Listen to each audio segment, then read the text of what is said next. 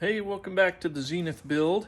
Today working on little brackets to hold the headset plugs. So let me turn around and show you what I'm talking about.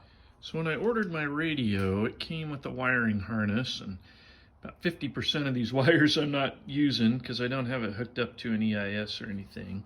But part of it is getting the plugs for my headsets in here. So one for the mic and one for the headphone. And I just have this little, these Bose A20s I use for work.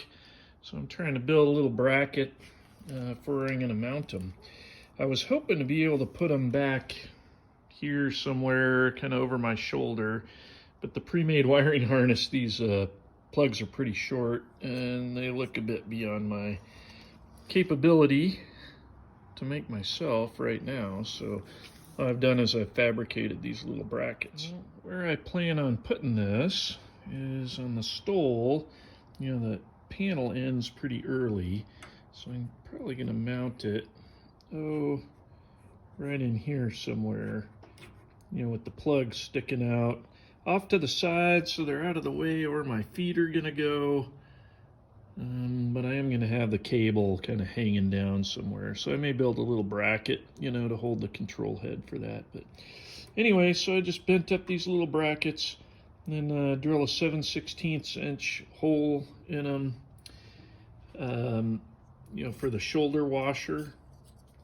So this goes, if I can see it way in here. All right, so it goes plug, and then you can see that little black shoulder washer. So part of it stays on the outside, part of it goes in a 7/16 inch hole. Then there's a fiber washer, then a metal washer, and then finally the nut that holds it on there. So that should keep the metal body of this thing from grounding out on the aluminum that I'm mounting it on. Probably be easier just to make this out of Delrin or some kind of plastic, but that's what I'm working with for now. So next I'll drill a few holes in here in the bracket, and then I'll have to drill it when I get the final setup of where I want this into the steel frame here, and then I'll rivet that in.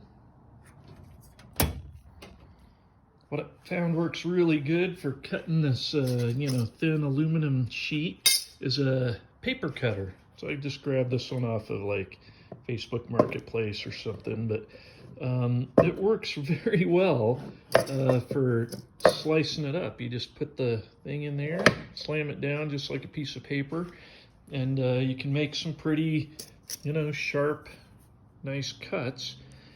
And then, you know, I just clean them up on the bench grinder with the 3M wheel. And then I have a couple little benders here. This is just a Harbor Freight one. You just clamp it to the workbench, you know, clamp this down and then bend. And then this one I had actually made a few months ago out of an old bed frame. So I have it bolted to the bench. Pieces of bed frame, you know, and I can bend it this way. This one's kind of hard. I just don't have a great way to clamp it down, so I just clamp it down with a couple of big C-clamps.